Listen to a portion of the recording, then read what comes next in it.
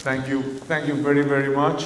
I am very honored and very happy to be here with you in this beautiful city of Kiev, sharing some ideas about how we should organize our life.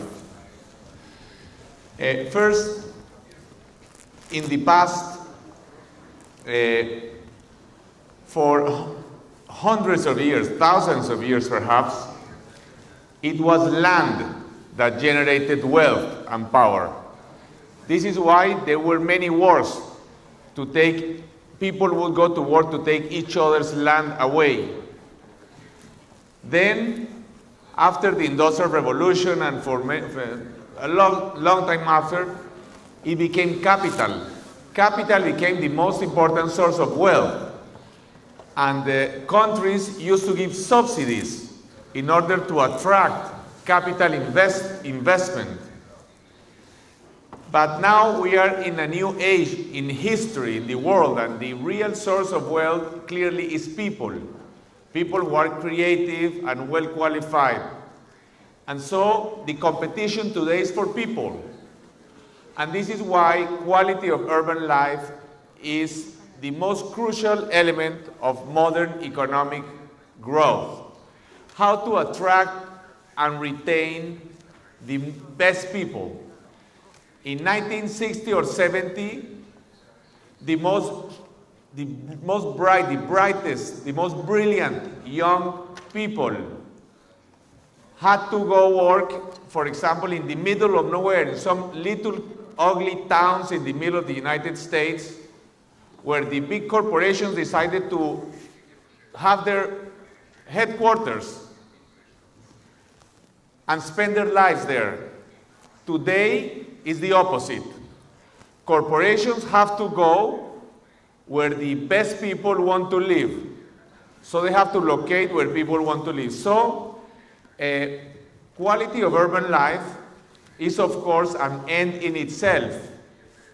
But it is also a means. It's perhaps the most important means to economic growth. It's more important than having low taxes or good roads or all of these things, which of course are important as well.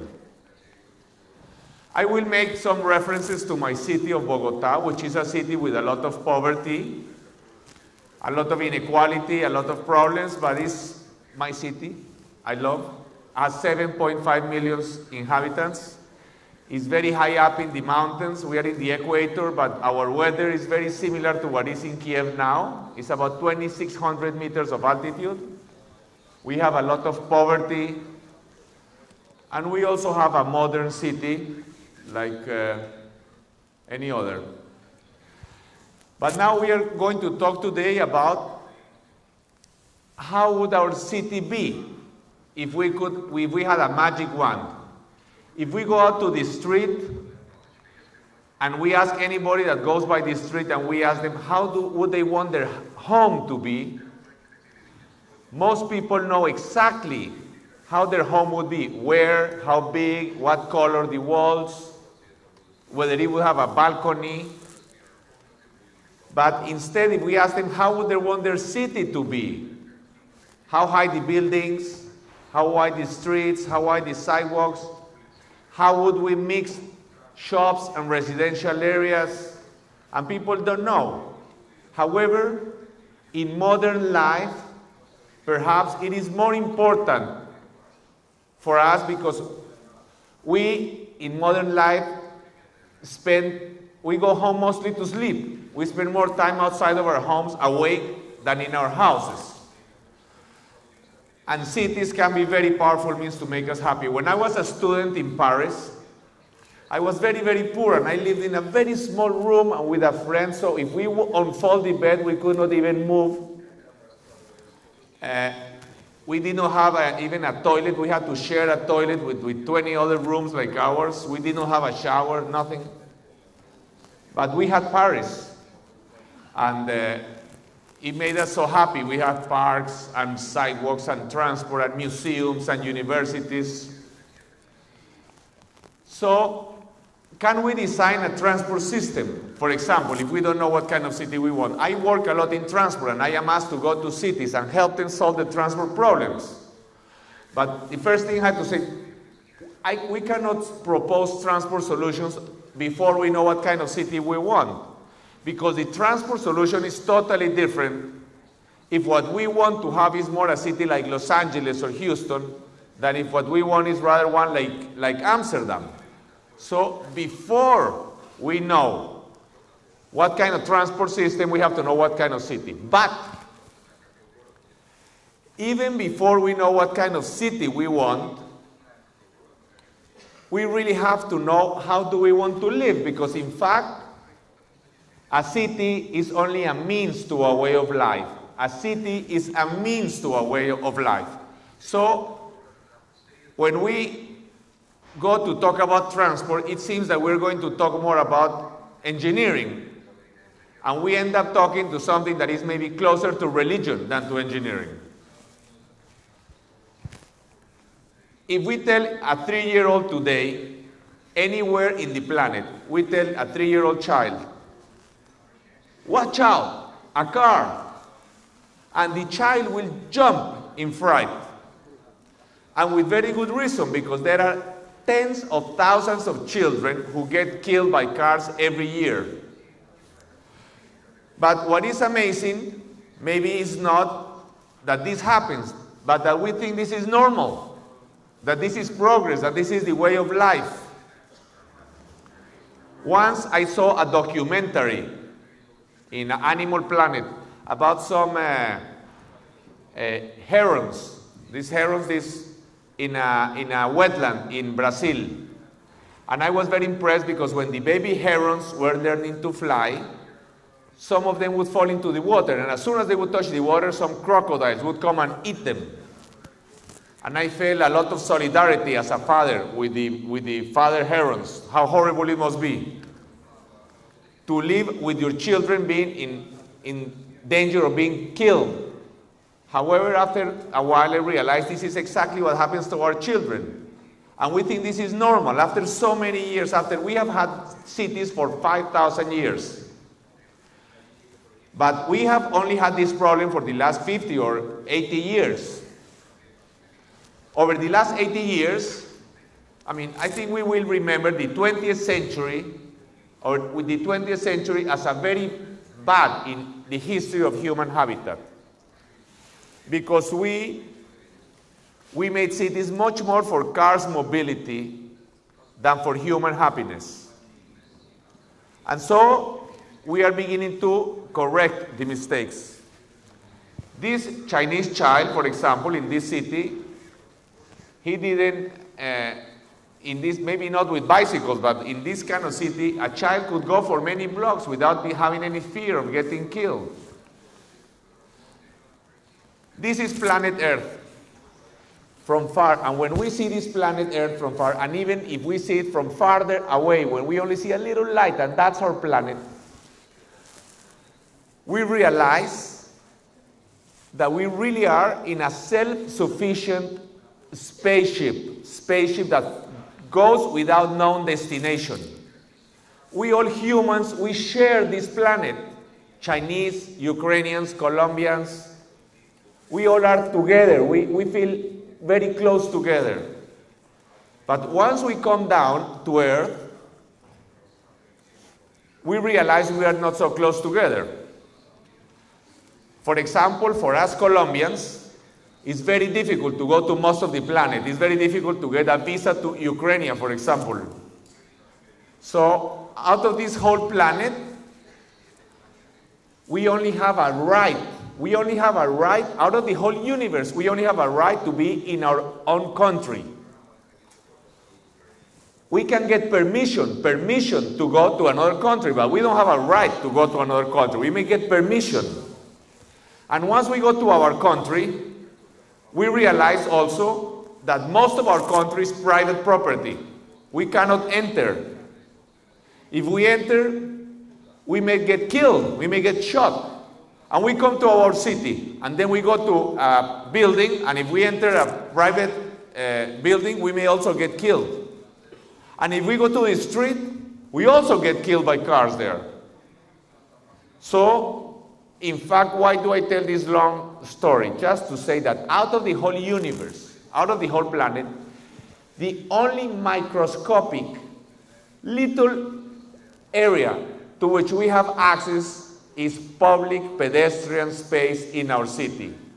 Public pedestrian space is extremely important, it's very sacred. It's very important, it's the most important part of our city. So we must treat it as if it was sacred space. What is a good city? I love a definition by a wonderful Danish urbanist. I recommend to you, is Jan Gehl. Wonderful man, and he says a good city is one where people like to go out, to be out of their homes. In the street, they like to go to the sidewalks, to the parks, to the plazas. They don't want to be in a shopping mall, or they don't want to be in their homes. They like to go out. That's a good city. They like to be in cafes, watching people. They like to be in plazas. Now, there are some needs that we have to be happy. We need to walk. We need to walk, not to survive. We could survive inside an apartment all our life. We could order food and we could work there. We could even do exercise inside our apartment. But we need to walk in order to be happy. Just like birds need to fly or deer need to run, we need to walk to be happy. And we are much happier if we can walk in a 10-meter wide sidewalk than if we walk in a 2-meter wide sidewalk. See, for example, look at this room. I mean, except for the people who are very nice to be up there, the ceiling could be 3 meters high. And we could be meeting here. And we could be talking here. But we would feel different in our soul, in our heart. We would feel different. This is the difference between engineering and architecture.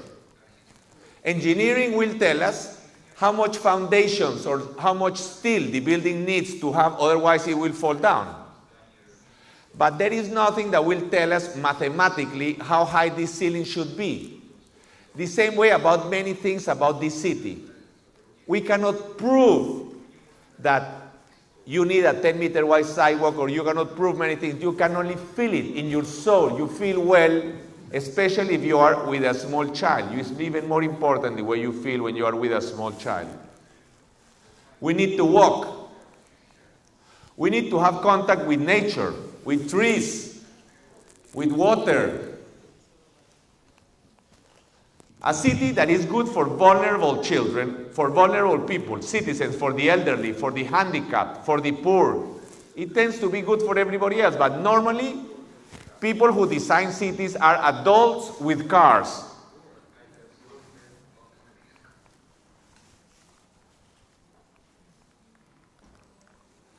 A democratic city. All constitutions, I don't know the Ukrainian constitution, but it's like all other constitutions in the world. The first article in the Ukrainian constitution says, all citizens are equal before the law.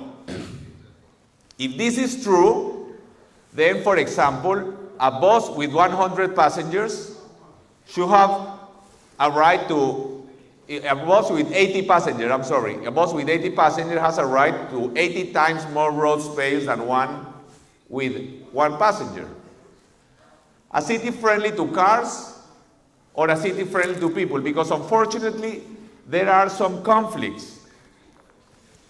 A big road is like a fence. A big road is like a fence that we cannot cross. How should we distribute the space? High velocity roads are like a fence in a cow pasture. They take away our freedom. We begin to see like we cannot go across. We begin to be more restricted, more and more. This is a space for cars, not for people, clearly. That's what we want. Is that an advanced city? That's progress.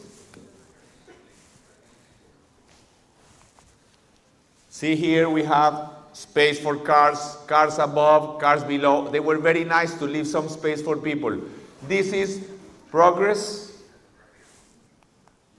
Again, see, they make this space for cars, this horrible flyover, and they don't even have a sidewalk. This is very normal in the developing world.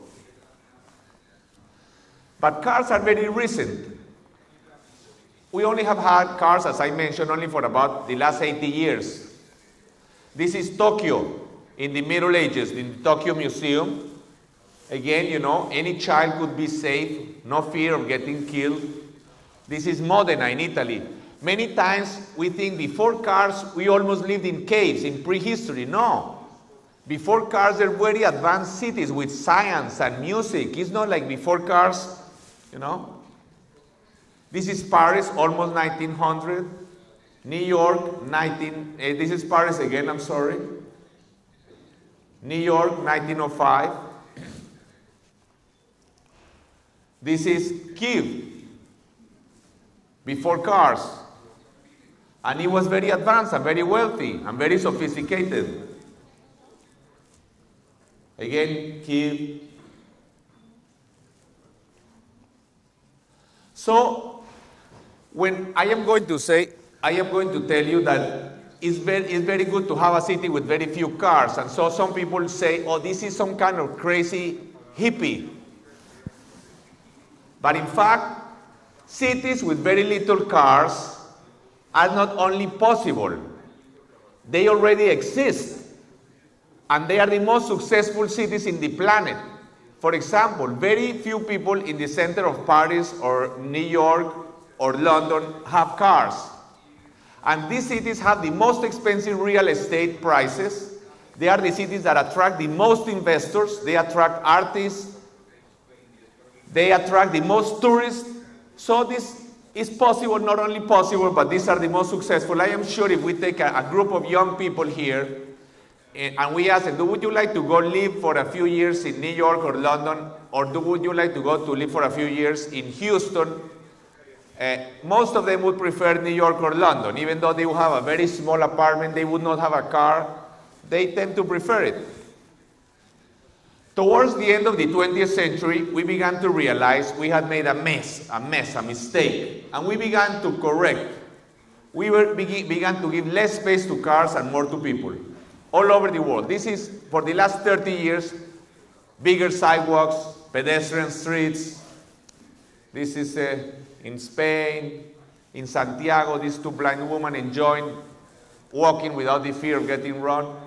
This is in New York over the last 2 years.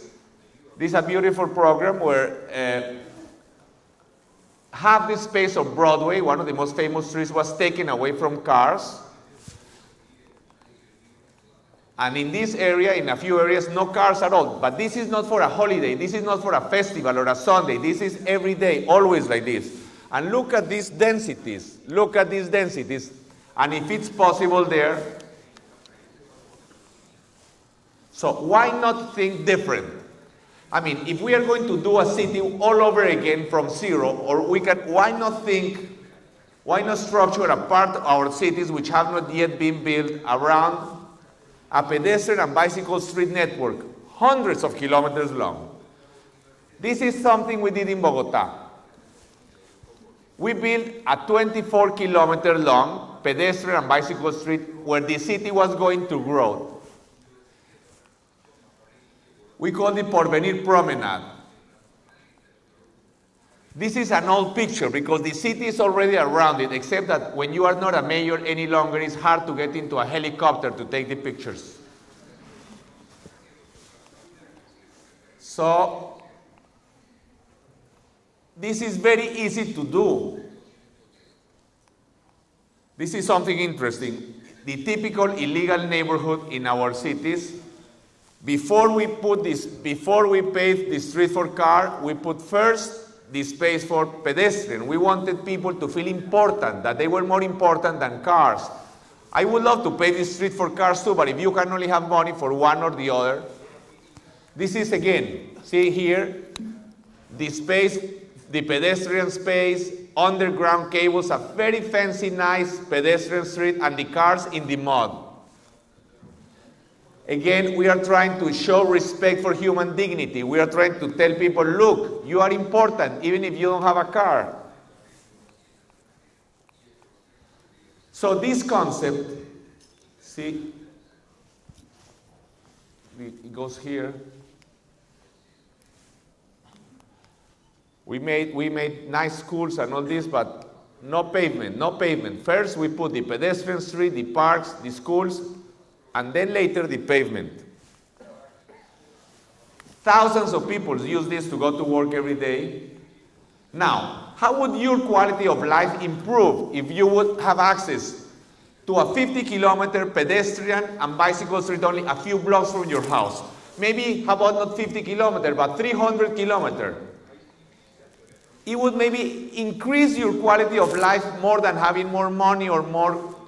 And if the cities were designed from the start like this, it would cost nothing. It's very easy to do. It's just to think different about how could our cities be different and better. Cities for people where children could go out without being killed. Of course, we will have space for cars as well. But not, this is in Germany, in Münster, a university town. The main street is also a pedestrian street, and more than half of the population of Münster goes by bicycle and walking every day.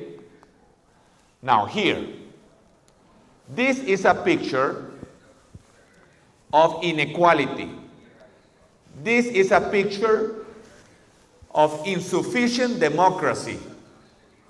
This picture shows one thing, that here in this society, which is an African country, we have first-class citizens who go in the car and third-class citizens who walk. That's what this picture shows.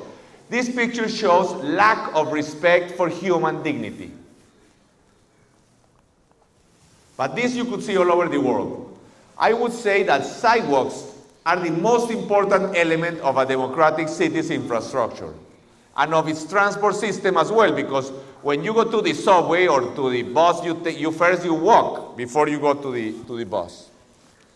Now, is quality public pedestrian space a frivolity in a developing country with many problems? I don't think so.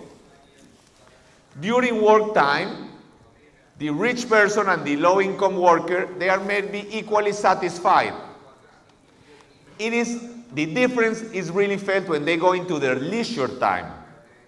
When the upper-income person goes to a large house with gardens and to restaurants and theater and vacations, and the low-income person goes to a small house and his children or her children, and the only alternative they have to television is public pedestrian space. Therefore, the very least that a society should provide is high-quality pedestrian space, parks, sidewalks, pedestrian streets. But this is what we have all over the world. First-class citizens, third-class citizens. Not even children are more important than cars. I would say that in terms of transport, what makes a difference between a backward and advanced cities is not highways or subways. I have found big highways in African cities where half the population does not even have water, clean water. And I have found subways in horrible cities, but really democratic advanced cities never have good sidewalks. This is China, Colombia disaster, Bogota, horrible, and this is Kiev. Kiev is a beautiful city, but the biggest problem that Kiev has today is this. And it's a very difficult problem, you know. Before I tried to take the cars away from sidewalks in Bogota, I had my hair black.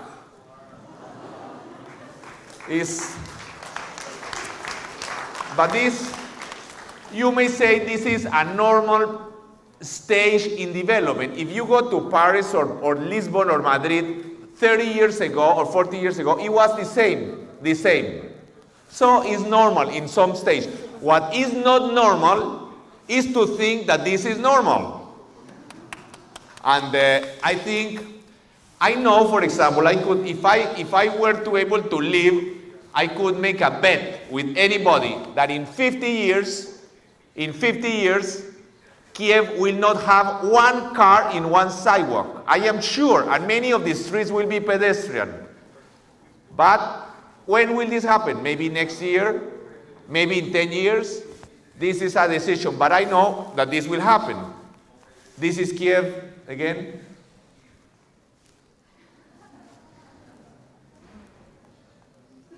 This is the worst. When you make some underpasses for pedestrians to go under the street so that cars go above. This is no.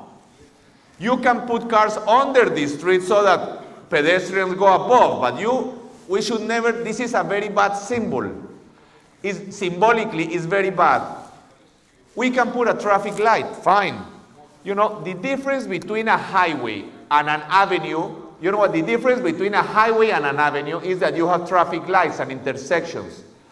And the amount of people that the avenue moves is almost the same as the highway. You only move about 80%. An avenue, the difference between a highway and an avenue is that it has traffic lights, intersections, sidewalks, and then the amount of cars the avenue moves, if the traffic lights are well synchronized, is about 80%. So it's almost the same, but it's much better for the city. Again, you put people underground so that cars go above. This has to change, I think.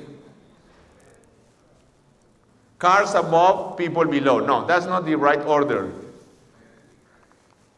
This is Bogota. This is when I tell you I was almost impeached. You know, we took the cars out and we made bigger sidewalks, hundreds of kilometers. I was almost impeached. It was very painful. So this is the way it was. And we made big sidewalks.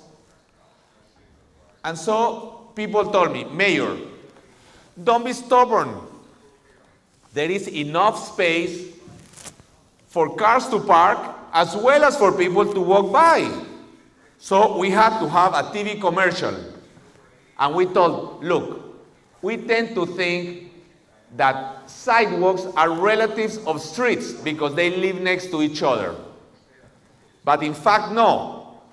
Sidewalks are not for people to get from one place to another. They can be useful for that. But sidewalks are for talking. Sidewalks are for playing, for doing business, for looking at the city, for kissing.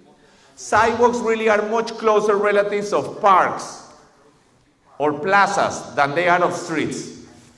And to say that in a sidewalk there is enough space to park cars as well as for people to walk by is equivalent to saying that we can turn the main plaza or the main park in a city into a parking lot so long as we leave enough space for people to walk by between the cars. Clearly this is not right. In the same as so we made big sidewalks. This is in Bogota. We made big sidewalks. How big should be? As big as you can make them. Anyway, this is in Boston. This is in London, wonderful sidewalks. This is in Paris. Maybe this is the most famous sidewalk in the world, the Champs-Élysées. We could send some Colombian or Ukrainian advisors and tell the French, you are very stupid because there is enough space to park cars as well as for people to walk by. You could take away half the space of the sidewalk. Do you think it will work as well to attract tourists? Clearly not. So, again, we are talking about many things which cannot really be measured.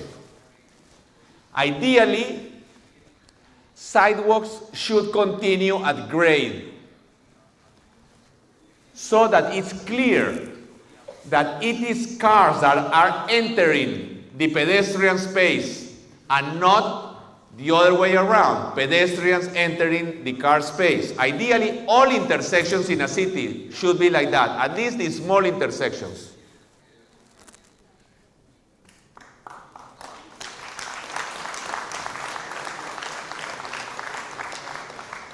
Shopping malls.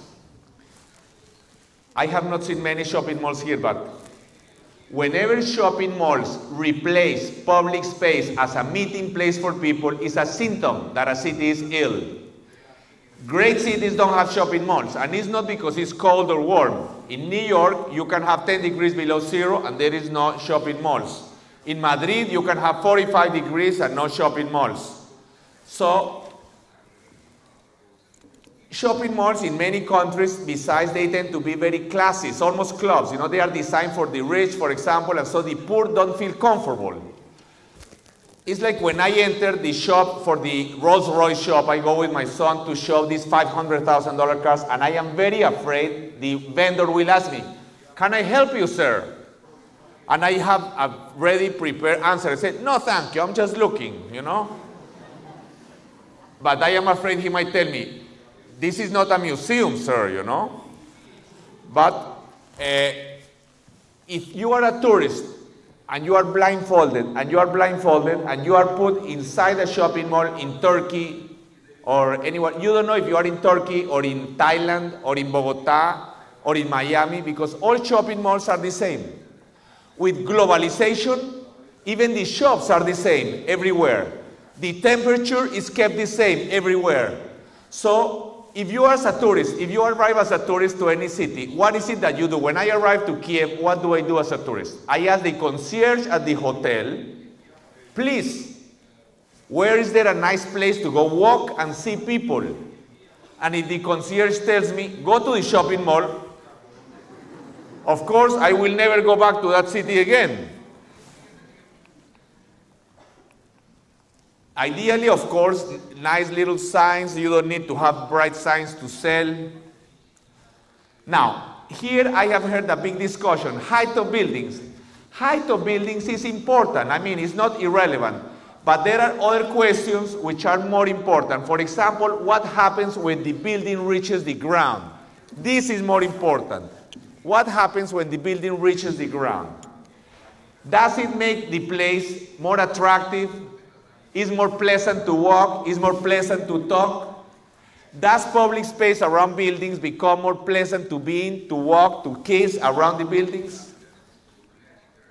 For example, here, do we have here 3 floors or 60 floors? It doesn't matter. It's not so important. It's important, but it's much less important than what happens down here. This is what really is important. We must, any building, especially if we give somebody the privilege to have a high building, he has a social obligation to make very nice space around the building so that people can really enjoy it. Now, do new buildings in Kyiv improve public pedestrian space around them?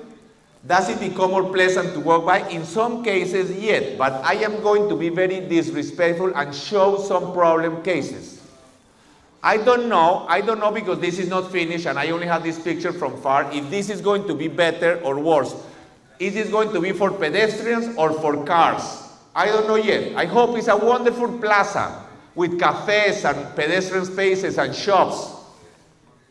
But this, do you want, I mean, you have a lot of space around these buildings. They could be wonderful for parks, for plazas, for playgrounds, but this clearly is not a pleasant human environment. Clearly this is not a most attractive place to be or to play or to kiss. I mean, kissing may be fine anywhere, but look at this.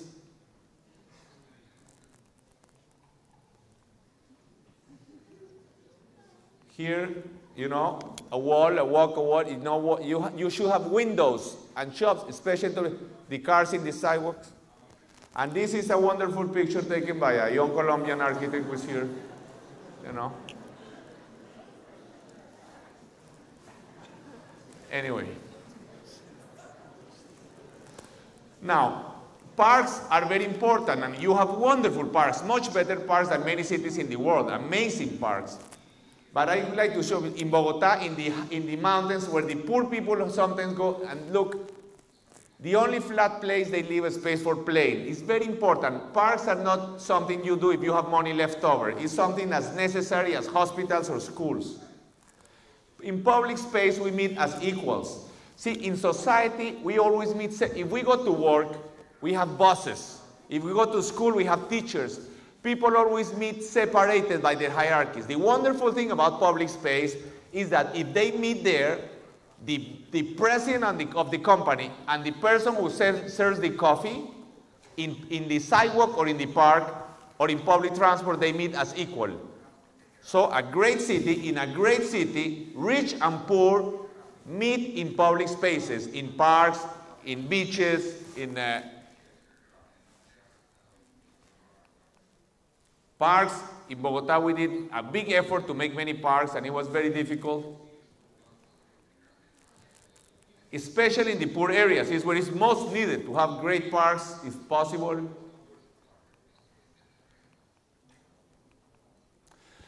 In Bogota, we found that to have a football field with a synthetic turf is more important to lower crime than to have a police station, because young people have to do something that is fun and exciting. If they have nothing to do, they will do something crazy.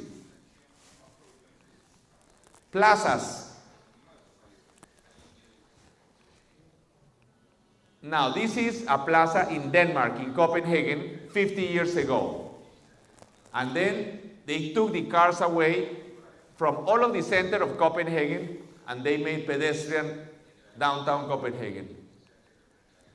In Bogota, we had some invasion of illegal vendors, and we had to recover our plazas too. And we relocated them to other places.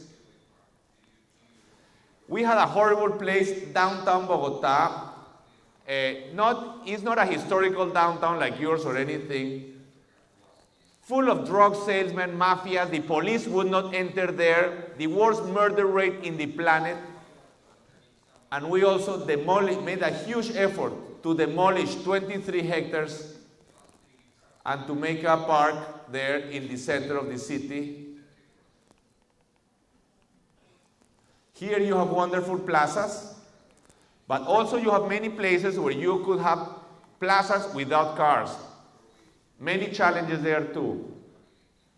Now, tourism. What do you want to do when you go as tourist? If you open a tourist magazine, when you go into a plane, you open a magazine and you will see something very interesting. There are never cars in the pictures. Even if you are in a street, the photographer tends to get up at 4 in the morning and take the picture as soon as the sun comes out without cars. Because for some reason, cars make people tense and not relax as in tourism. So this is in Italy, in Piazza Navona. What people want to be is to walk and to see people. They don't even care if this is a famous sculpture or not. What they want is to walk and to see people. Or in Kyoto, or in Brooklyn Bridge in New York. In Disney, it's very interesting because the studies show that people spend only 3% of the time in games and attractions. The rest of the time, they really are paying money to be in a pedestrian environment. So, if we want more tourists in Kiev, we need to make Kiev more fun to walk, more beautiful to walk. Tourism is a pedestrian activity. In Bogota, we made an effort, and we also turned the main avenue downtown into a pedestrian street.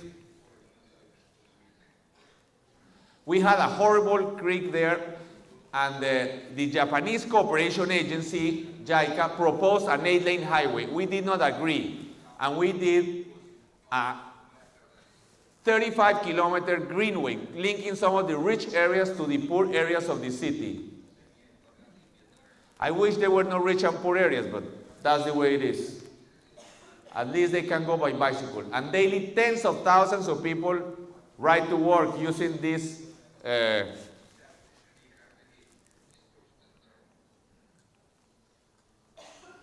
we even had to cut some part of some fancy golf club to put the greenway along.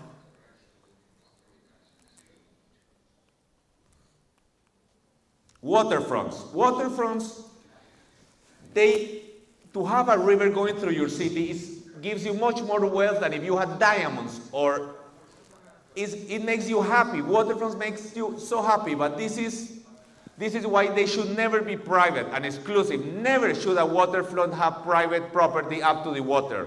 Never.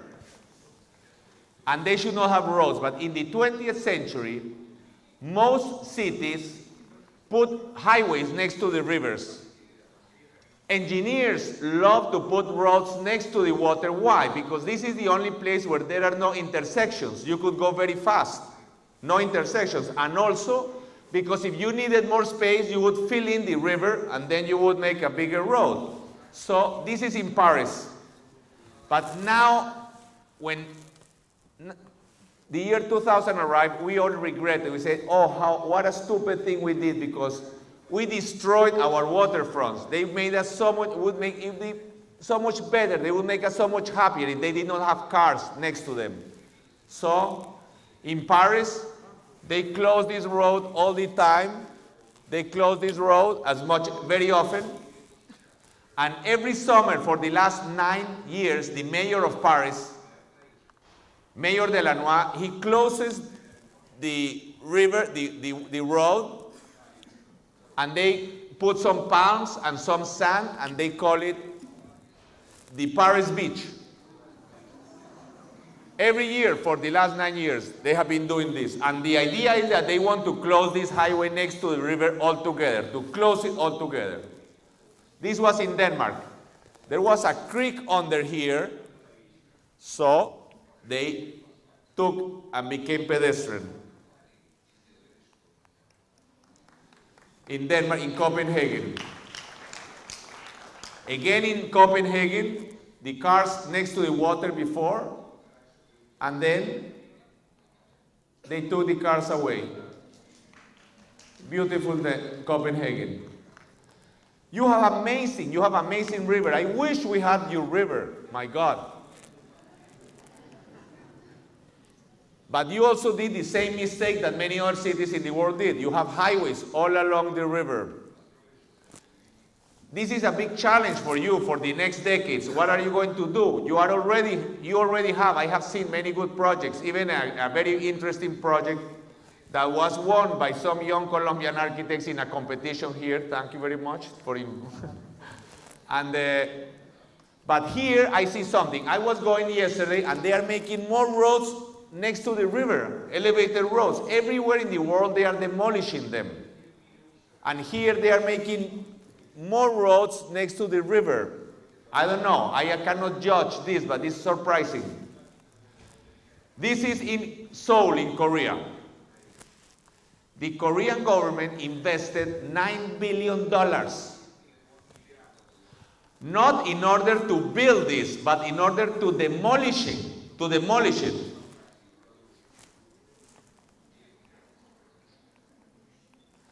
And the people liked it so much that the mayor who did this is now the president of Korea. Now, this is in Boston. In Boston, again, they had this elevated highway next to the waterfront. So they demolished it to put the highway underground. It cost them $24 billion. $24 billion to demolish this highway. This is why I think we should at least not put any more elevated highways next to the water. Waterfronts ideally should have pedestrian infrastructure next to them. No cars, pedestrian. This is the way they should be. No cars. The cars behind. Pedestrian here. For example, this is in London, the Thames River. This again, the Thames River. What do you think is better? You know, clearly it would have been better if you have buildings here and the road was back here and not the other way around. In Bonn, the Rhine, the buildings, the public pedestrian space and the roads behind, that's nice. This is another space in the water in Manhattan. It's very recent. They have been doing wonderful things in New York over the last 4 or 5 years for people. Again in New York, Zurich, Italian lakes, Vancouver, also wonderful. Venice, of course.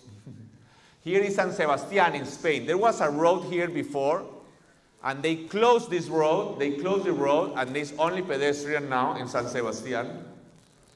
Or in Sydney. Ideally, the walk, we should go many kilometers. You should go along the Dnieper River. You should go very far, 100 kilometers south to the countryside.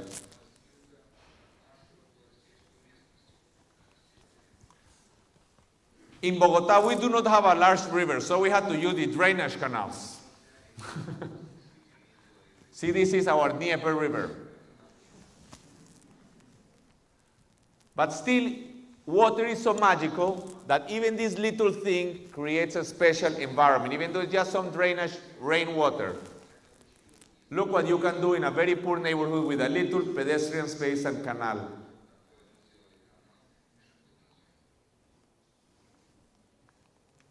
Now, this is just to say that we also have a conflict between cars and people, not just for the space, but for the money. If we invest the money here and forget about this, we are in trouble. This happens in many countries. This is a real picture. It's not a made-up picture. It comes into a tunnel here. It's in Caracas. JICA proposed to us, the Japanese, to do $15 billion in highways. Instead, we said, no, we are going to restrict car use, and instead, we are going to build a lot of schools. So we build nurseries, a lot of nurseries in the poorest areas. We invested a lot of money in schools, beautiful new schools in the poor areas. A beautiful school in a poor neighborhood is a symbol that shows that children are important and that education is important. Here in Kiev, you may think it's obvious that children are important, but it's not so obvious. In many of our poor neighborhoods, up to 20% of the children don't even know who the father is. So it's not so clear that children are so important. So we put some nice schools in the poorest areas in Bogota. And more we have these kind of things. This is symbols like temples. The city talks, the city reflects the values of a society. So a beautiful school or a beautiful library shows that this is important. Let's go quickly. Again, the same school that we showed. We built some libraries, and more than 400,000 people go to the libraries we build every month. We got, anyway, very quickly, we don't have that much time.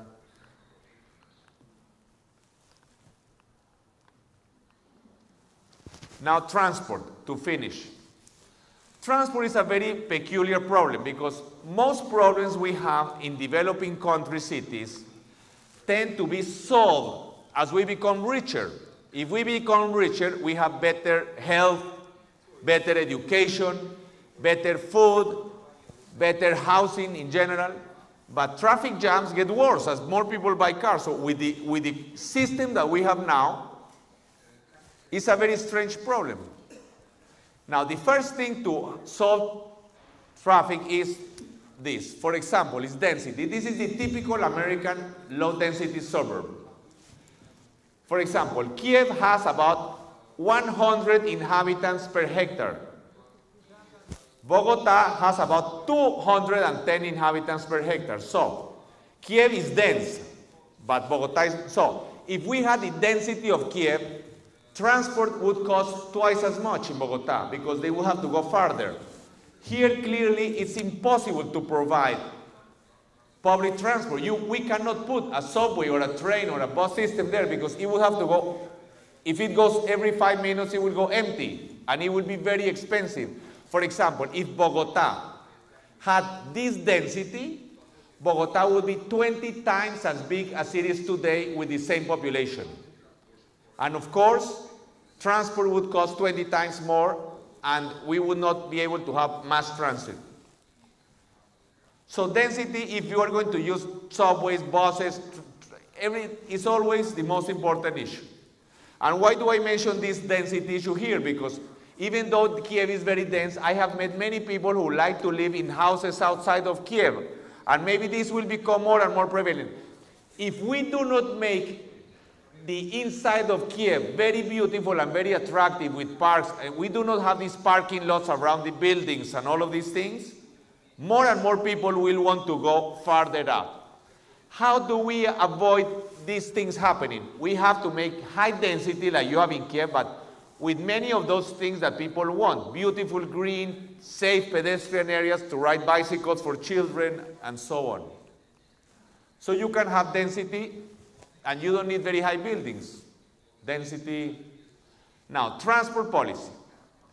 If we talk to the Secretary of Transport of New York or Paris or London, and we say transport policy, this translates to them into how to reduce car use. If we talk to transport policy to a developing country, city, Secretary of Transport, immediately what they think is how to reduce traffic jams. In other words, how to facilitate car use. This is a typical American city, Atlanta. In every American city for the last 40 years, traffic jams have been getting worse every year. Year after year, they get worse, traffic, even though they have big highways, or because of it. Solving traffic jams with more or bigger highways is like putting out a fire with gasoline. Why? Because this is very interesting. It is not the number of cars that create traffic. That's only one of three variables. It is equally important the number of trips and the length of trips. So, if we make, for example, more bridges across the Dnieper, more people will make more trips and they will make longer trips. So initially, when we make a bigger road, it alleviates traffic, but 1 or 2 or 3 or 4 years later, the traffic jam is the same or worse. For example, 10 cars going 1 kilometer each create the same traffic as one car going 10 kilometers. It's very obvious, it's not very complex. So this is in Mexico, for example, is the third level of a highway. When they opened it, 1 week later it was jammed again. In Shanghai. So there are some things that seems to us counterintuitive truths. For example, it seems to us that it's the sun that goes around the earth. I would have never found out by myself that it was the earth that went around. So the same way, it seems to us that making bigger roads, we solve traffic jams, but there has not been one city in the planet which has solved traffic jams making bigger roads. Island cities, such as Manhattan, or cities that have a lot of rivers, big rivers, like Kyiv, tend to have better public transport because they have some wonderful problem, which is bottlenecks at bridges and tunnels. So my humble recommendation would be not to try to solve this problem. Only to put bridges for buses or for trains. Of course, I am not going to convince you. So at least when we make bridges, we have to make them for bicycles as well, and for buses and for trains and so on. At least any big road should have exclusive lanes for buses, great sidewalks and bicycle ways. A highway with lanes for buses. This is in Bogota. Exclusive lane, physically protected. Or this is in Madrid, in Spain. Or this is in Istanbul, in Turkey. You have big roads, very big roads all over. And you can put exclusive lanes for buses. But even when you have small roads, look. Let's imagine there was fuel, gasoline, only for 5% of vehicles in the city. Because there is a war or there is an earthquake. To whom do you give this 5% of fuel? Clearly to trucks and to buses, because otherwise the city will die, literally die, because it will not know how to produce and to distribute food. It's very obvious. You will not commit collective suicide. You have to give the 5% of fuel to public transport. Now, let's imagine that what is scarce is not fuel, but what is scarce is space. To whom do you give it? The same.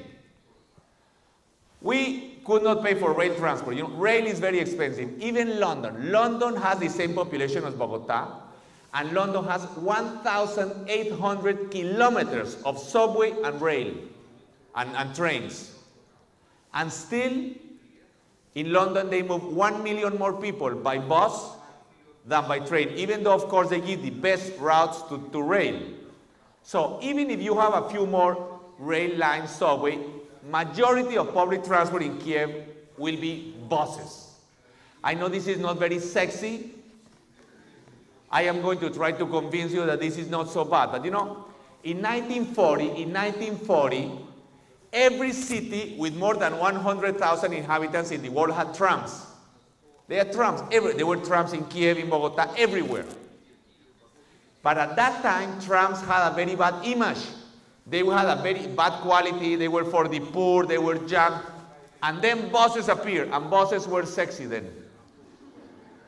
Now it's the opposite. Trams are sexy because the French do some very nice trams, you know. And buses are for the poor. They are bad. But you can make very nice buses. We created this system that works like a train. People pay when they enter the station. You know, we called it Transmilenio because we had to make it a little more sexy than traditional buses. So Transmilenio sounded fine. And when the bus arrives, the station opens the doors. We have also 2-bodied buses and 3-bodied buses. And so people pay when they enter the station. So when the bus opens the doors, you can get 80 people out of the bus and 80 people into the bus in seconds. You don't have to wait, people checking the card or anything. And they have, of course, exclusive lane, 1 or 2. This really works more like a subway with buses than as, you know. So this is inside the stations. It's accessible to the handicapped. And now, this system is moving more passengers our direction, which is the way to measure capacity in the system, than all subway lines in Europe, than all subway lines in the world except for 4 or 5. So this is an interesting low-cost alternative. I also think if we really like public transport, we should give the surface, the sunlight, to public transport and not to put people on the ground if it's not necessary. When I was a student in France, again, I used to work in a hotel all night, 4 nights a week. And when I used to leave and I had to go to university during the day, I would prefer to take the bus, even though it took longer.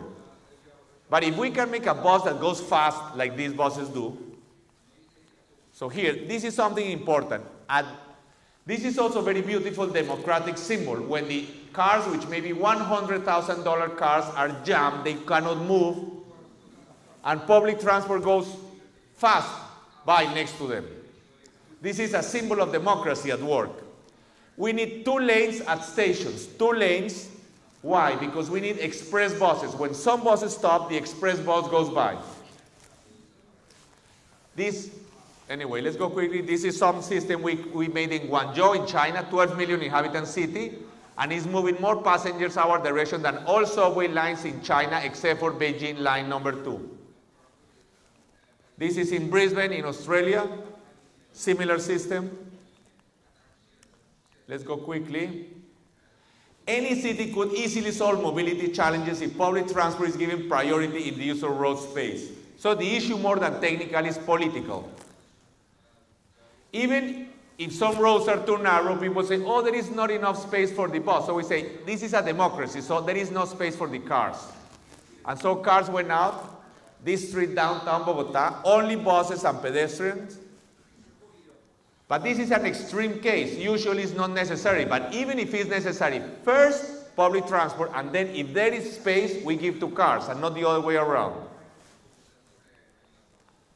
Now, why not think differently and create a city with hundreds of kilometers of roads just for buses?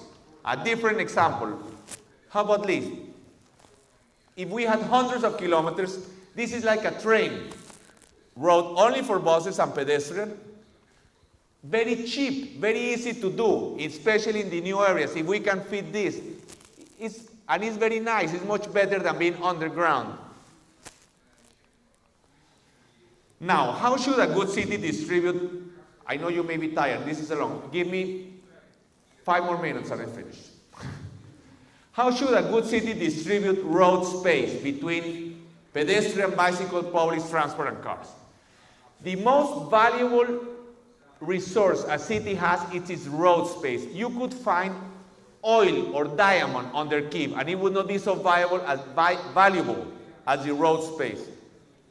So the question, the most difficult political urban question is how to distribute road space between pedestrians, bicycles, public transport, and cars. I am not going to tell you how to do it. All I am trying to emphasize is that this is not a technical issue. This is a political issue. You can give all this space. You can give all this space to cars, or all this space to pedestrians or to buses. This is a decision. There is no such a thing as a natural level of car use in the city. It's not like if you give more and more space to cars, you solve traffic jams. No. If there was more space for cars in London, there would be more cars. If there was less space for cars, there would be less cars. As simple as that. Okay. In the best cities in the world, many people use public transport. Why? It's not, why do people use public transport in Zurich, or in New York, or in Hong Kong, or in London? It's not because they love public transport. It's not because they love the environment. It's because they have to, because there are restrictions to using private cars. Whenever people use public transport, it's because they have to. Of course, as any educational processes, it's a little bit of a carrot and a little bit of the stick. Mobility and traffic are two different problems. Mobility you solve with public transport, but you will not solve traffic jams with public transport. You can have a subway under every street and you will still have traffic jams, like in London. They had so much traffic they had to start charging for using the car. So the only way to solve traffic jams is restricting car use, restricting car use. How do you restrict car use?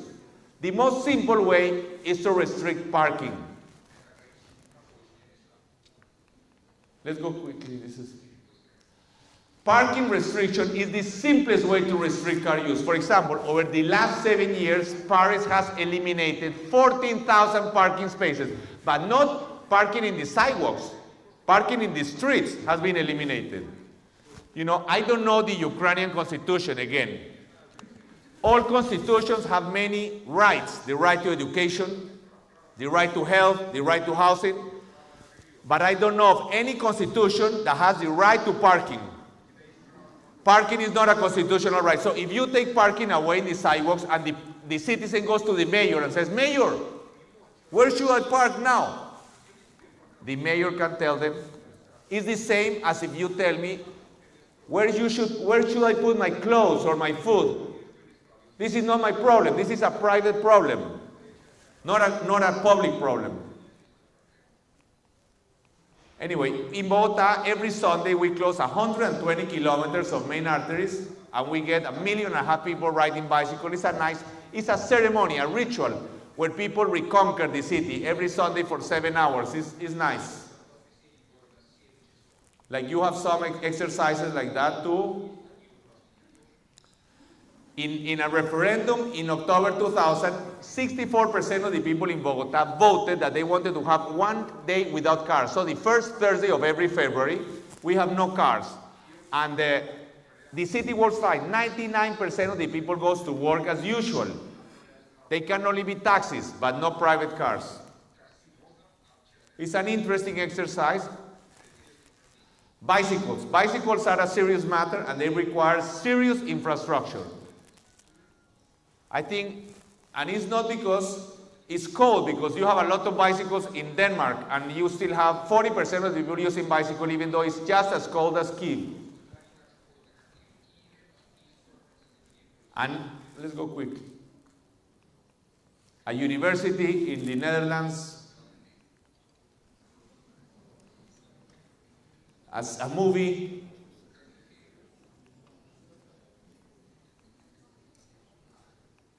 in England, in London, in New York, more and more bicycle ways everywhere in the world. I think the question is a bicycle way a cute architectural feature, or is it a right? I think today we agree that sidewalks are a right. I'm sure if somebody gets hit by a car in a place where there is no sidewalk, they will probably sue government and they will get money or something. But now I think in the future, hopefully we will also think that protected bicycle ways are a right and not some kind of cute feature. In Bogota, we started making bikeways, and now we have about 400 kilometers of protected bicycle ways, and we still have very few people, but we have 350,000 people, from almost zero to 350,000 people going by bicycle every day to work. And this is also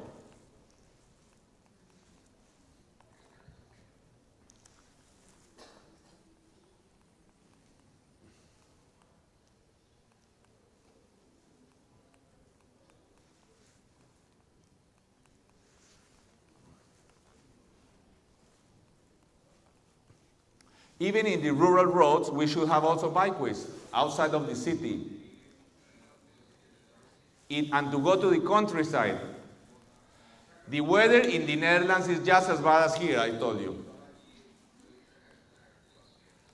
A protected bicycle way is a symbol of democracy too, because it shows that a citizen, especially in societies which are so unequal, such as ours, the bicycle way shows that a citizen on a $30 bicycle is equally important to one on a $30,000 car, and that's also important. It increases the social status of the bicyclist. See, like he feels very important in his bicycle, carrying the potatoes.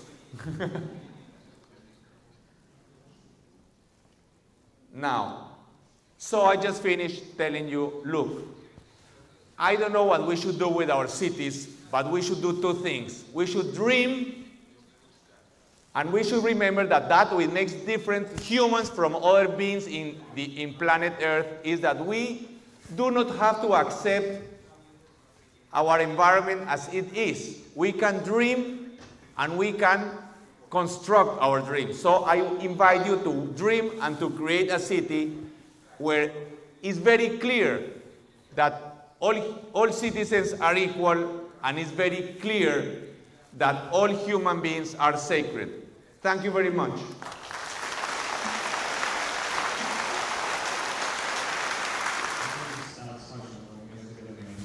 Well, Mr. Peñalosa, you're famous for creating bicycle infrastructure in the city, more than 400 kilometers of bicycle roads.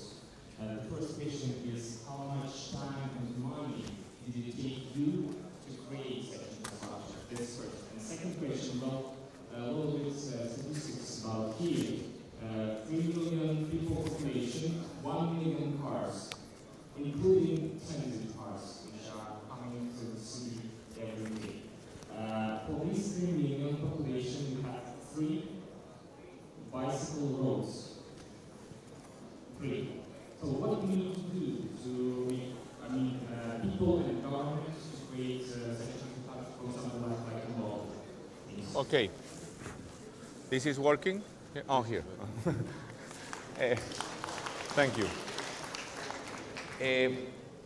I did not build the 400 kilometers of bikeways. I built only like 250, and the others build the others here next. But many of these issues we are talking about here is not so much about money or technology. Of course, it costs money to do nice sidewalks and to do the bus system and to do everything, but it's much more important the political cost than the economic cost. It's difficult. So this is really, I would say that maybe the libraries cost some money or something, but not very much. So, and the issue with cars. I am not against cars. I mean, it's more the way we use cars. For example, I think cars are wonderful to go to the countryside, to go to the mountains and go and stop where you want. So I think one thing that is necessary, for example, is that we should have very low-cost rental cars so that people, if they don't have a car in Manhattan or New York or in London, if they need a car, they rent one for 2 days or for 3 days or for a few times a year. In some places, like in Vancouver, it's interesting. You know, in London, in the central London, for the last 40 years, you have not been allowed to put parking in new buildings. You have huge development, like there is a development, office development, you can go in internet, Canary Wharf, giant office complex in central London. No parking. So people have to go there by public transport. Only a few parking for a handicap. So what would I say? It's not so much that people don't have cars. If they have a place to keep it, and I would hope it's not surface parking. Surface parking is very destructive of cities. But if people will have underground parking or something, it's fine. Wonderful that they have cars. But the idea is that we should not use it during peak time, during peak hours. We should not use cars. So I think more and more the world is charging for car use. We should charge more a tax not for having a car.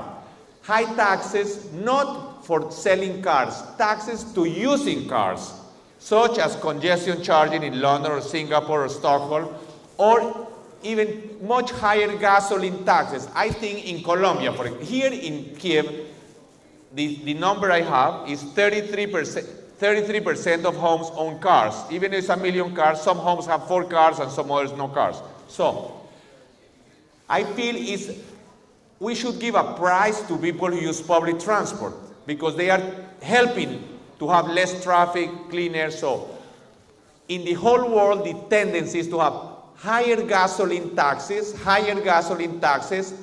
to subsidize cheaper and better public transport. I think this is the tendency in the world. And to subsidize also ideally bicycles and other things like this. Questions, and the first question is, which were your most unpopular issues and their consequences? And second question, our main architect as well as our mayor also claim they treat us as human beings and they want our city to be beautiful, but it's only rhetorics. They do not take no political decisions to make individual. What first political decisions should be made to make Kyiv a beautiful, decent city? Thank you. Okay. Достойным городом. Well, I am very thankful to the government of Kiev and Mr. Popov and his people who invited me, and I think it's because they want to promote this kind of model. Now, of course, it's difficult. If it was easy, it would have been done already.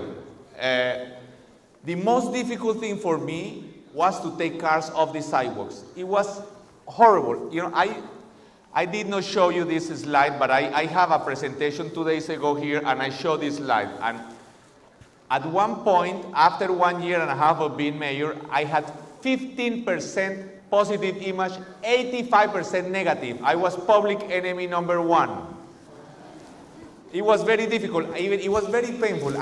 It was so horrible. I had to send my daughter, who was 12 years old at that time, to live with a brother in Canada because we really were enemies. But one happy thing is when I finished my term, I had the highest positive image any mayor had before in the history of Bogota or after. So it happens always like this. I have seen many experiences in the world, and when they take cars away from sidewalks and they give more space to pedestrians, and initially many people protest. Of course, you have to do as much effort as possible to communicate with the people and to sell the project, but at some point you have to take a risk. Some politicians, they just want the power. You know, in Colombia, as we are so backward, we have many beauty contests, you know, the beauty queens and things like this. And sometimes the girl who is not going to win, they appoint her the sympathy queen, the nicest, the sympathy queen. I think many times some politicians just don't want to govern, they just want to be sympathy queens.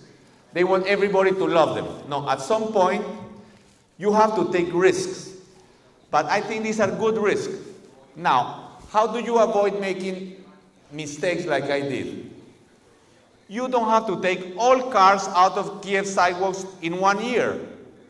But we can do some wonderful sample projects. 1, 2, 3 streets in 1 year. And you don't only take the cars, you rebuild the sidewalk, you make them beautiful so that people say, oh, it's so beautiful, I want more of that. And then next year you do another one slowly. This is, and I think this is, in the end, this is why I say I am sure many of these things will happen. The question is when. And of course, you can help a lot if you organize. I mean, you would not believe how much politicians care about 100 people asking for something. They really care very much, and going to the press and all this. But sometimes, if they feel very lonely, they will not do it. But I think the most difficult, I mean, it seems very obvious. You know, for example, for taking cars out of the sidewalks, I will not tell you, but I was talking to somebody here who is a very important person in Kiev, and about taking the space away from cars to give to buses. And he would say, no, we have to go to Congress, we have to change the laws to give space to buses and all this. I don't know if it's right or not, but in the case of cars on sidewalks, the law in Ukraine and the law in Kiev, I am sure it says cars cannot be on sidewalks. You know? It's the same it was in Bogota, but people had done it forever, and it was, so in this case, the mayor or the government does not even have to go to the city council or to Congress. They just have to act. And if they go slowly, and I say, always the process, a little carrot and a little stick, a lot of communication, a lot of effort, a lot of architecture, making things beautiful, and people will love it afterwards.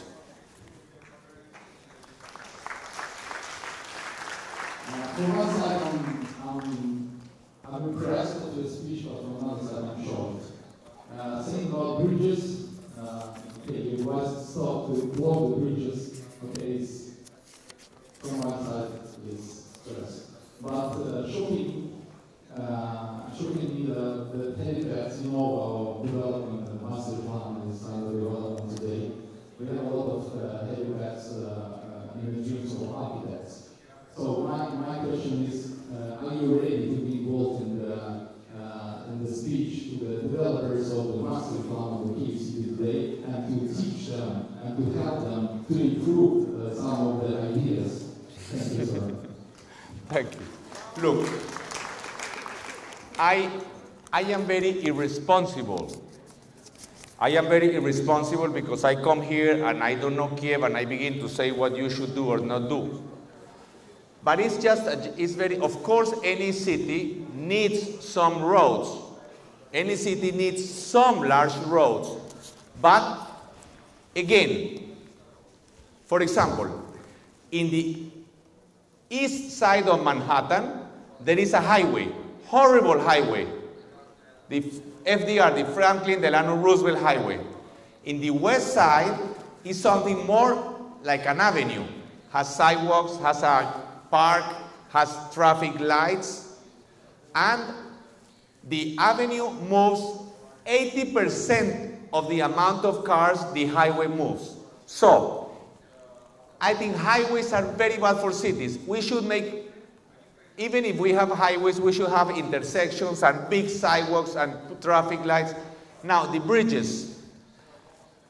I cannot really judge how many bridges you should have or not. But again, there is nobody that knows. It's not like you will ask some traffic engineer and then he will know. No. This is a political decision, how many bridges you make. And you must have clear, only I will tell you, you can be sure that it does not matter how many bridges you make, you will not solve the traffic problem going across the river. So, you can see a problem as an opportunity. As I mentioned, cities which have rivers, such as Manhattan, has very few entrances, a few tunnels and bridges, so is in these kind of cities, you tend to develop transport, public transport better. And this is you can see the problem as an opportunity, an advantage, so I am sure there are wonderful people and architects doing the Kyiv master plan, but master plan initially can be changed. There can be many adjustments.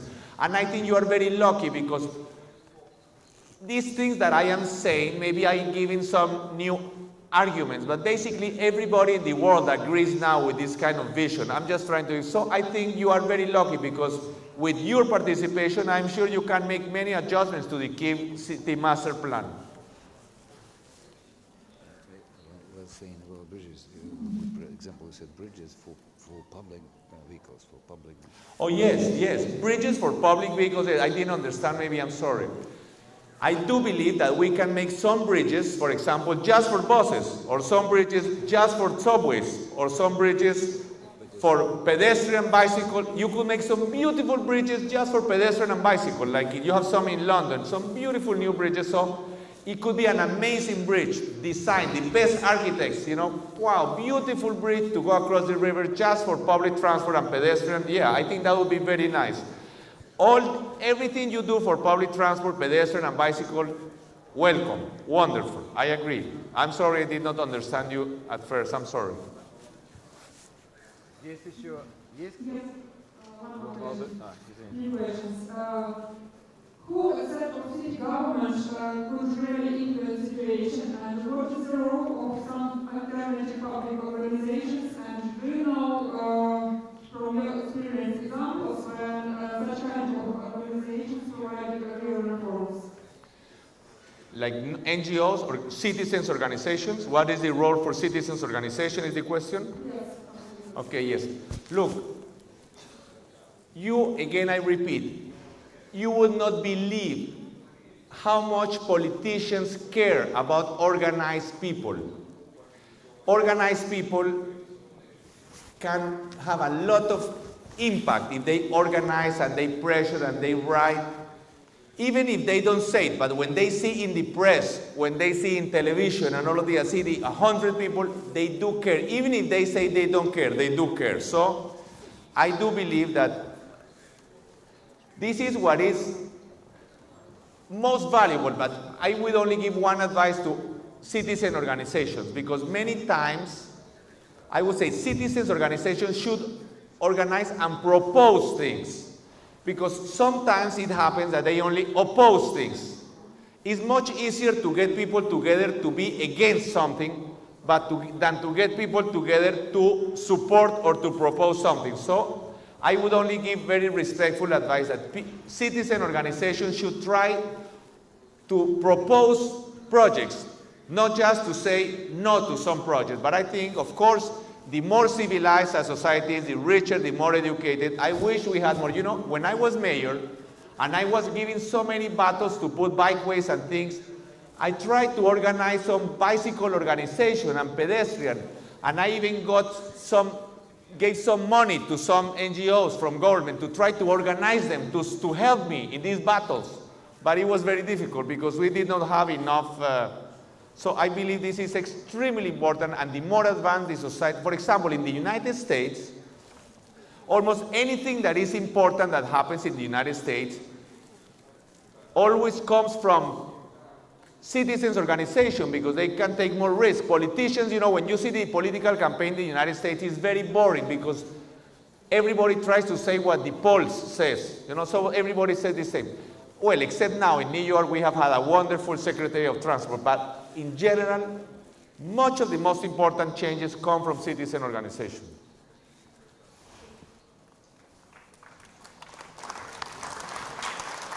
Yes, I came from Greece, it's in west of Ukraine, and I have a little gift for you. It's in Spanish. Thank you.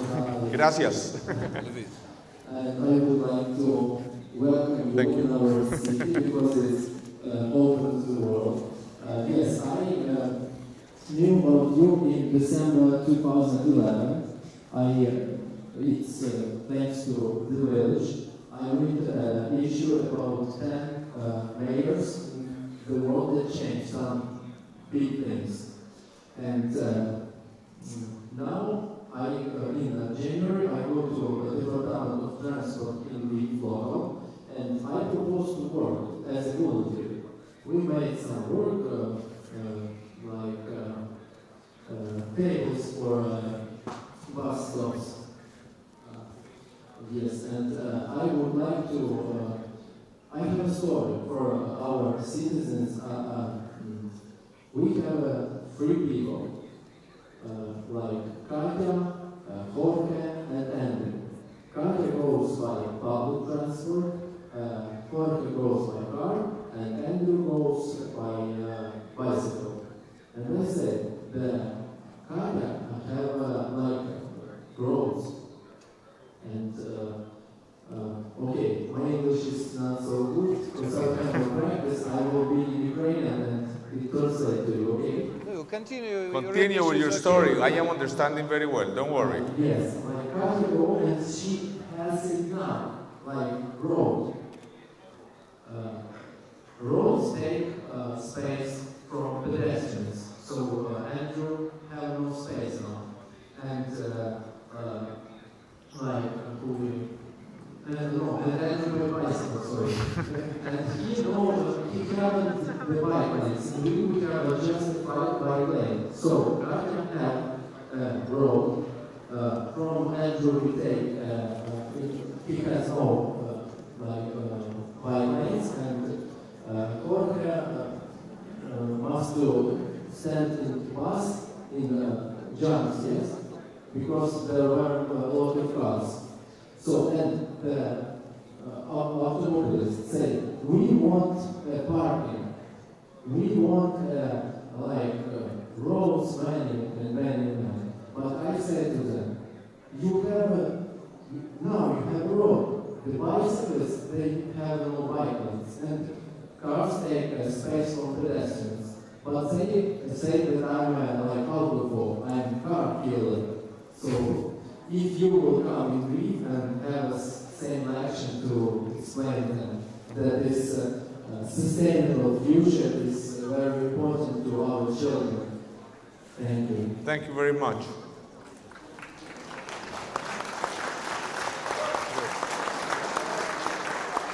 He's inviting me to go to live, huh? To Kyiv. You? No. So there was not a question, was there? Yeah, but you know, the question between Katya, Roma, and others say something, you know. Yes, no, I agree with you that, as I mentioned, there is always this conflict for space and for money between people, bicycle and cars, and public transport. This is a crucial question, and I think this is maybe the most important political question in cities towards the future. And I agree that this, and I believe that there is many radical changes that can be done to improve cities in the way, just distributing money and funds in different ways than we do it now. Money and space. Еще здесь вопросы. Один, да, пожалуйста. Thank you very much for the brilliant lecture.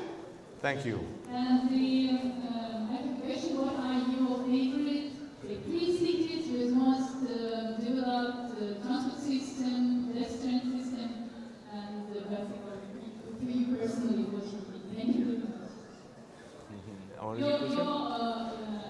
Your opinion, 3 most developed cities. Oh, the 3 most developed cities in the world? In the world. Oh.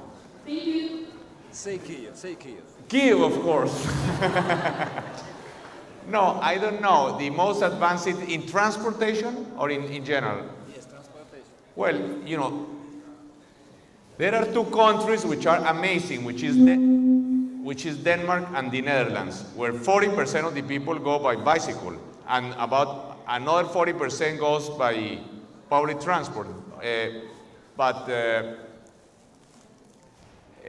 Clearly some European cities, I mean, for example, also Hong Kong has also everybody goes by public transport, a very high majority.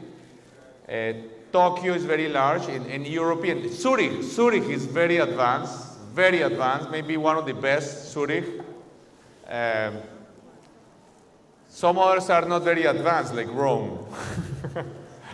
But in general, those cities, but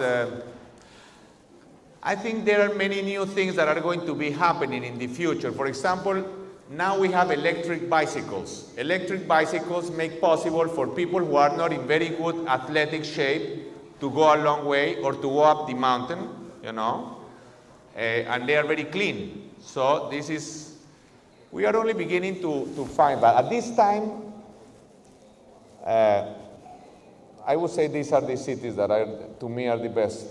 Of course, in New York, but New York only Manhattan. Manhattan in New York is also, but very few bicycles still, only beginning, very timid. More expensive is a sustainable city and city nice for people. And wasn't there effect in Bogota that your reforms maybe, I don't know, maybe led to fled of poorer population out of Bogota? Maybe good city is privileged like organic food, for example. Was it a discussion? I like your question very much. In fact, I have many people now think I am very great environmentalist, and they invite me to many environmental forums. But in fact, all of the things that I did was really not thinking in the environment, was trying to think in creating social equity, to give priority to the lower income people. For example, somebody who uses a bicycle in Bogota can, in a low income, they can save up to 20% of their income. So I think there is no conflict between sustainability. When we give priority to buses, this is good for the environment, but this is also good for low-income people. So I think to create a sustainable city is, you are right. When you talk about organic food and all of these things may be very expensive, but here, the things we have talked about, they tend to have much lower cost and to favor the low-income people. And this is why I think we should, in Bogota, we also have, for example, we charge much higher water rates and electricity rates and other rates to the upper income people, so we subsidize the poor people. We are a very unequal society, unfortunately. And so every effort, everything that has to be done in order to construct more equality. I would say the biggest obstacle to sustainable transport is inequality, because of inequality is that upper income people don't want to go in public transport next to the poor people. In advanced society, why do you think is that in the Netherlands they use more bicycles than in Spain or in Italy? I mean, the weather is much better in Spain or in Italy. Why do they use it in the Netherlands or in Denmark more? Because clearly the Netherlands and Denmark are much more egalitarian societies than Spain or Italy. So the big rich man in Spain or in Italy, he doesn't want to go in a bicycle next to the poor or in a bus. But the rich man, the millionaire, the billionaire in the Netherlands or in Denmark, he goes in an old bicycle or in a bus and he doesn't care. So many of these things, I would say, is very interesting your question, because there is no conflict between creating a more egalitarian society and a more sustainable society. But on the contrary, I would say that the policies are the same. They want policies to create more equity and policies to create more sustainability. Thank you. Second question is about city you mentioned a few times today, Vancouver, and about connection between sport events. Vancouver had the Winter Olympics, and now, according to some surveys, it's the best city in the world to live. And Kyiv will have Euro 2012 football championship. What risks are for developing cities in such great events? And what are successful strategies to overcome them and to turn them for transport system, for housing, and so on? Well, you're right. Sometimes the events, the Olympics and these things, they demand a lot of money and they create all kinds of buildings which are useless afterwards. Many people even say that the Greek crisis, which has made Europe suffer, began because of all the investments that were made for the Greek Olympics, and then they made a lot of buildings which were useless afterwards. So they have done a lot of effort in London now for the Olympics, so to avoid that, this is a good example. But I cannot be I am not an expert in this, but what I do, now that you mentioned Vancouver, Vancouver has some interesting examples for Kiev. Vancouver has some fantastic park, very green, with bicycle ways and pedestrian ways, and very well protected, the Stanley Park, which may be an interesting model for some of the way the Kiev Islands can be used. Vancouver has some other interesting regulations. You know, in the new buildings in Vancouver, it's very interesting. They allow very few parking spaces. I mean, only one parking for each 5 apartments, for example, in some buildings. But they require that new buildings have shared cars, building cars, 5, 10 cars that belong to the building, like a shared car for the building, so that people don't have to have a car, but they use the building car. They take it and they charge them, I mean, some kind of charge, I suppose. So Vancouver has many interesting examples in many ways. I don't know exactly. Now, one last thing about the games.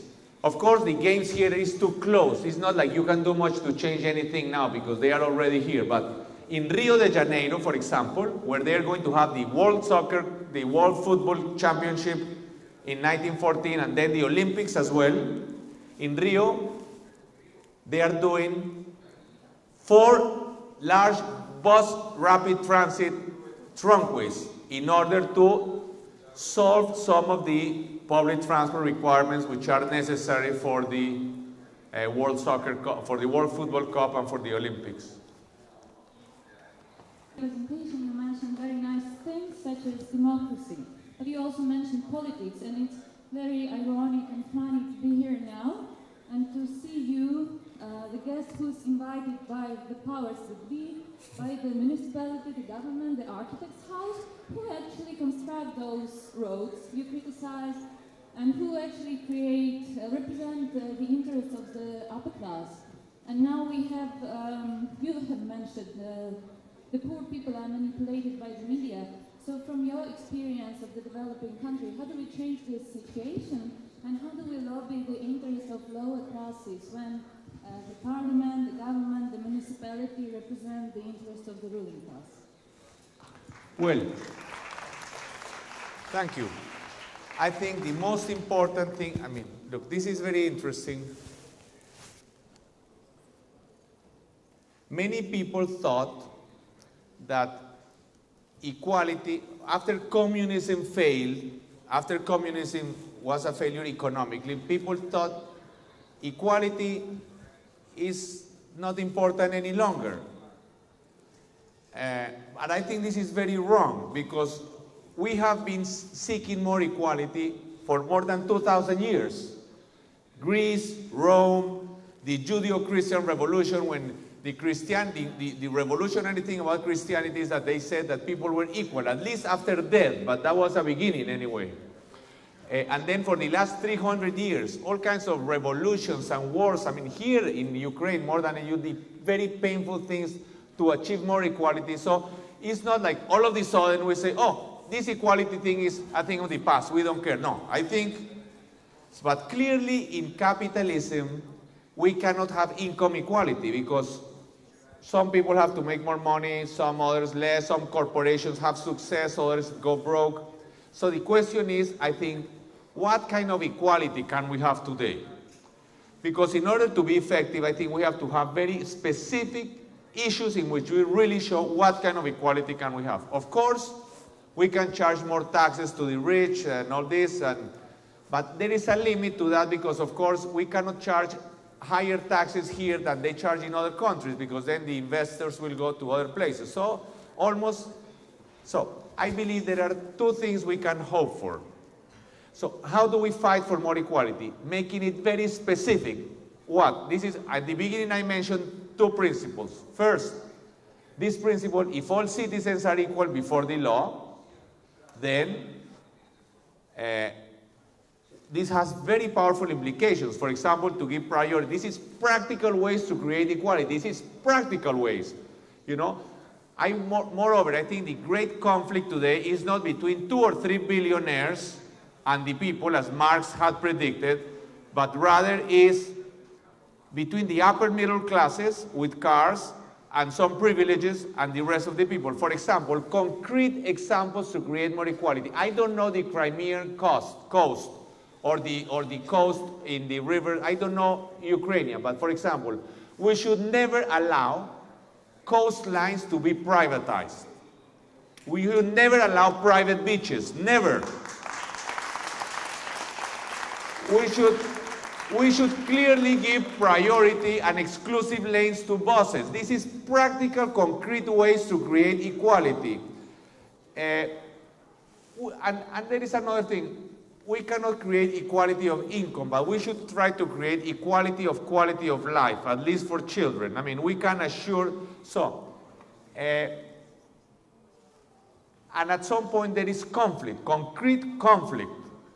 Conflict for space, for example, between bicycles and public transport. So when you ask me, how do we seek more equality? I think my recommendation is we have to try. To me, it continues to be the measure of success of a society, how much more equal a society is. And the question is, as I say, with capitalism, it's not possible to have income equality. So we have to find many other specific and concrete ways to create more equality. This is why when we design cities, there are many, many ways in which we can find ways to create, and so this is my recommendation. You know, you say, I am invited by the establishment, yes, but, but I think nobody is totally in one side or the other, and I think